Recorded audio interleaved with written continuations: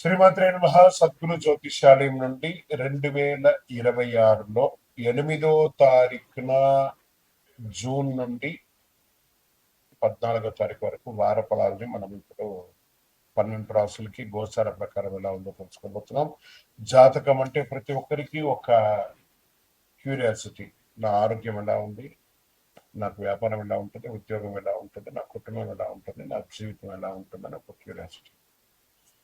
జాతకం పడుతున్న వర్షానికి ఒక గొడుగు మాత్రమే కానీ జాతకం జీవితం కాదు. మీరు మిమ్మల్ని నమ్మండి, మీ యొక్క ఇష్టదైవాన్ని నమ్మండి, అద్భుతమైనటువంటి ఫలితాలను పొందుతారు. ఈ 8/6/2026 నుండి 14/6/2026 వరకు ఈ వారం గ్రహాలన్నీ ఎలా ఉన్నాయన్నది మనం తెలుసుకోబోతున్నాం. రవి వృషభ రాశిలో ఉంటారు, బుధుడు వృషభ రాశిలో ఉంటారు, శుక్రుడు మిథున రాశిలో, కుజుడు సింహరాశిలో, గురుడు మిథున రాశి నుండి కర్కాటకానికి, శని మీనరాశిలో, రాహు కుంభరాశిలో, కేతు సింహరాశిలో ఉన్నారనమాట.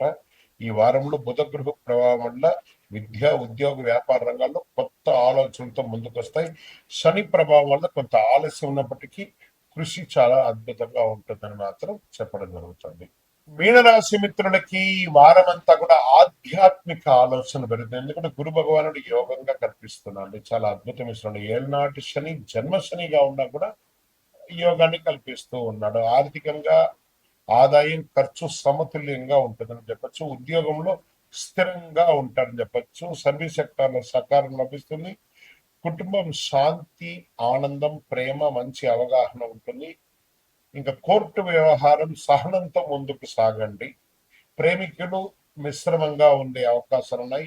ఇంకా ఆరోగ్యం అంటారా, విశ్రాంతి లేకుండా పరిగెడుతున్నారండి, కాస్త జాగ్రత్త పడండి. షేర్ మార్కెట్లో తొందరపడి నిర్ణయాలు ఏది వద్దు. వ్యవసాయం అనుకూలంగా ఉంటుంది, వాతావరణం కూడా మీకు కలిసి వస్తుంది. సినిమా, టీవీ సృజనాత్మకమైనటువంటి గుర్తింపు వచ్చే అవకాశాలు ఉన్నాయి కళాకారులకి. ఇంకా విదేశీ ఉద్యోగం కోసం ఎదురు చూస్తున్న వాళ్ళు, లేదా చదివిన తర్వాత విద్యార్థులు క్యాంపస్ సెలెక్ట్ అయ్యి ఉద్యోగం రాకుండా ఉన్న వాళ్ళకందరికీ ఈ వారం ఆఫర్ లెటర్స్ వచ్చే అవకాశాలు ఉన్నాయి. Get ready. విజా విషయాలంతా కూడా మీకు ఏమైనా ఇబ్బంది ఉంటే అవి కూడా తొలగిపోయే అవకాశాలు మెరుగ్గా ఉంది. లక్కీ నెంబర్ 7, లేత పసుపు రంగు మీకు చాలా కలిసి వస్తుంది. లక్కీ దిక్కు ఉత్తరం అని కూడా చెప్పచ్చు.